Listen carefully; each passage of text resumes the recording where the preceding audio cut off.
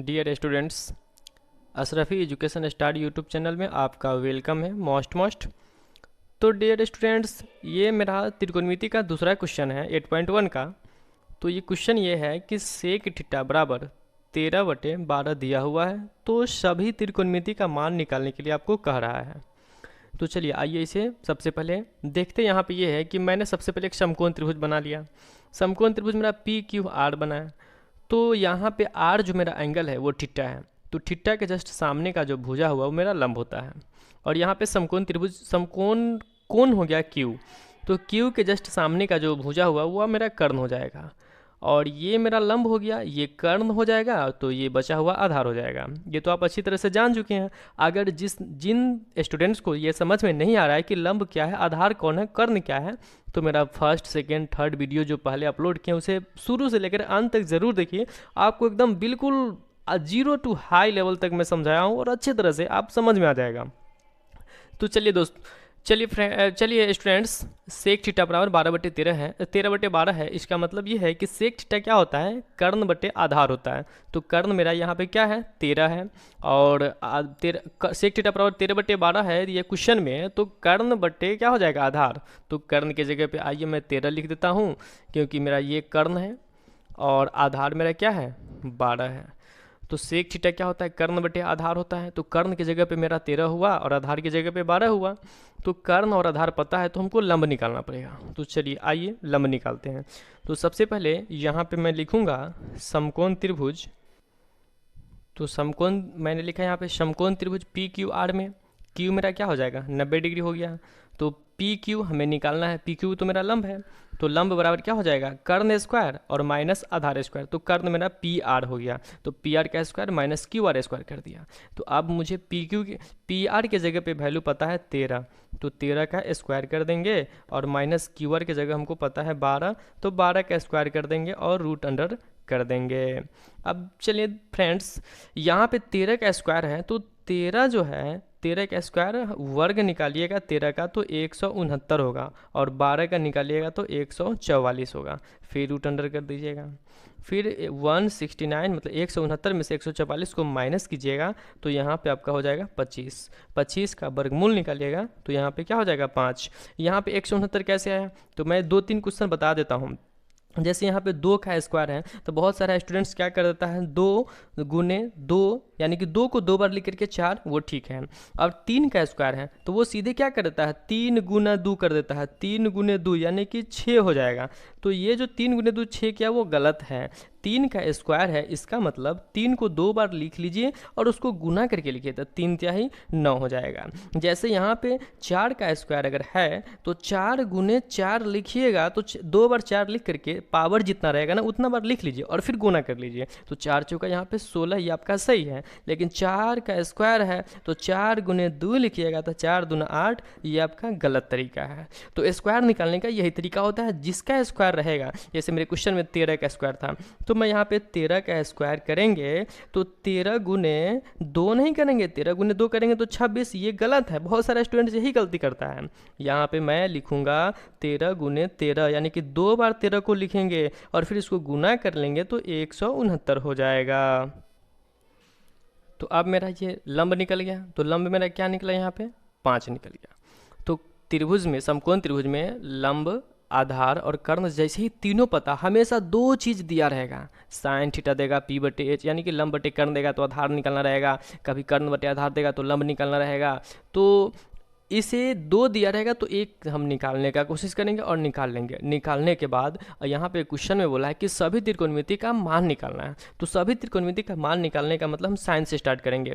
चलिए आइए करते हैं। साइन थीटा बराबर क्या होता है, लंब बटे क्या होता है, कर्ण होता है। तो लंब की जगह पे हमको पता है 5 है और कर्ण की जगह हमको पता है 13 है।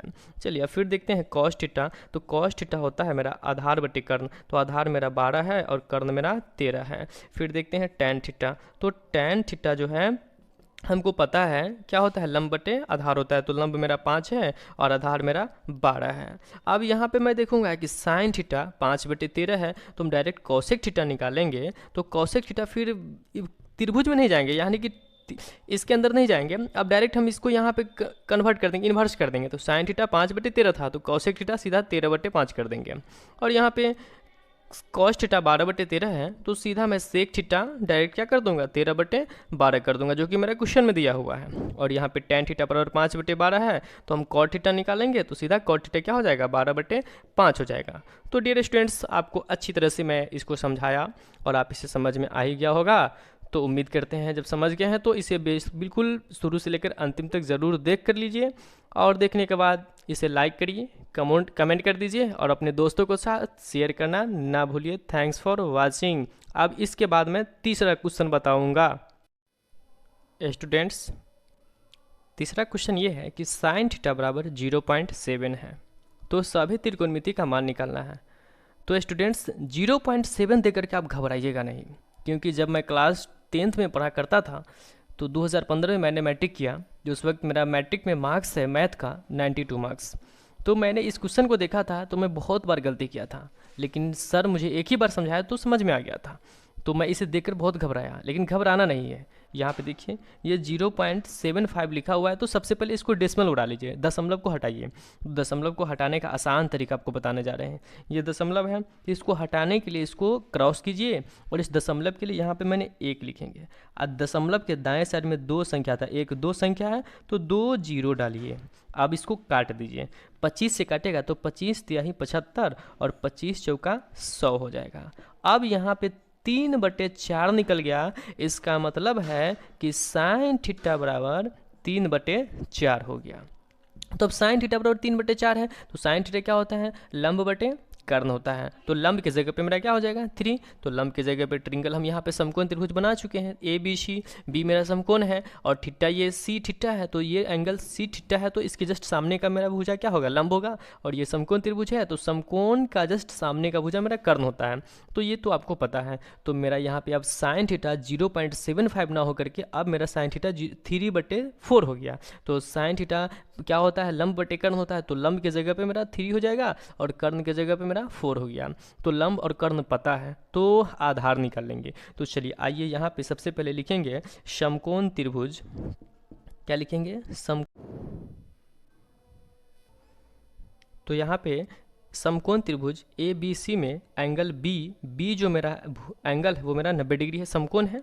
तो अब हमको निकालना यहाँ पे बी सी है, बी सी मेरा आधार है, ए बी तो लंब है, ए सी आपका कर्ण है और बी सी मेरा आधार है। तो स्टूडेंट्स आधार बी सी निकालेंगे, तो बी सी आधार बराबर हो जाएगा कर्ण स्क्वायर माइनस लंब स्क्वायर। तो कर्ण की जगह पे मेरा ए सी है और लंब की जगह पे ए बी है, तो ए सी स्क्वायर। तो ए सी की जगह पे मेरा क्या है, 4 है, तो 4 का स्क्वायर कर देंगे, और ए बी की जगह पे 3 है, तो 3 का स्क्वायर कर देंगे और रूट अंदर चढ़ा देंगे। तो 4 का स्क्वायर 16 होगा, 3 का स्क्वायर 9 होगा, और 16 में से 9 जैसे ही घटाइएगा तो 7 होगा, और ये रूट अंदर ही रह जाएगा, क्योंकि 7 का स्क्वायर रूट कभी नहीं टूट सकता है। और यहाँ पे मेरा इसी तरह से जब नहीं रूट से वो बाहर नहीं आएगा, जब उसका स्क्वायर रूट नहीं टूटेगा, वर्गमूल नहीं निकलेगा, तो ये रूट अंडर 7 ही हो गया, कौन, मेरा आधार हो गया। तो लंब आधार कर्ण पता है। तो सब मेरा बोला है क्वेश्चन में कि साइन थीटा बराबर 0.7 था, तो उसका डेसिमल उड़ा लिया तो 3/4 आया, और 3/4 से लंब और कर्ण पता था तो आधार निकाल लिए, और सभी त्रिकोणमिति का वैल्यू निकालना है। तो अब यहाँ पे मैंने सबसे पहले जो दिया था वो वैल्यू निकाल लिए हैं आधार का, और आधार मेरा ये निकल गया। तो लंब आधार और कर्ण जैसे ही पता हो जाएगा तो अब हम निकालेंगे सबसे पहले साइन थीटा। तो साइन थीटा तो दिया हुआ है, तो साइन थीटा हमको दिया था क्या चीज़, साइन थीटा हमको दिया हुआ था 3/4, क्योंकि वो तो डेसिमल में था, दशमलव में था, तो उसको तोड़ दिए 3/4। तो साइन थीटा 3/4 दिया हुआ है, तो सीधा हम यहाँ पे क्या लिखेंगे। तो स्टूडेंट्स यहाँ पे लंब आधार और कर्ण पता था, तो अब सीधा हम यहाँ पे साइन थीटा बराबर 3/4 क्वेश्चन दिया हुआ था, तो डायरेक्ट हम कॉसेक थीटा निकालेंगे, क्योंकि साइन का इन्वर्स कॉसेक थीटा होता है। तो सीधा हमें 4/3 कर देंगे।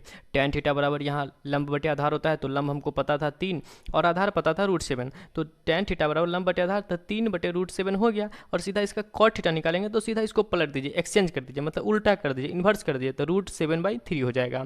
अब यहाँ पे कॉस थीटा होता है, कॉस थीटा आधार बटे कर्ण होता है, तो आधार हमको पता था √7 और कर्ण पता था 4, तो आधार कॉस थीटा बराबर आधार बटे कर्ण, तो आधार हमको √7 हो गया, कर्ण 4 हो गया।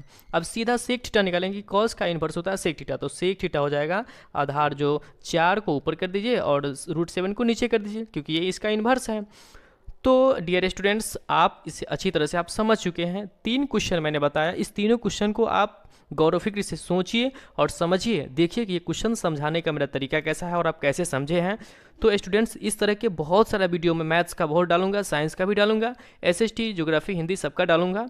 तो इस तरह से वीडियो को लाइक कर दीजिए, कमेंट करिए और अपने दोस्तों के साथ शेयर करना ना भूलिए। Thanks for watching my video.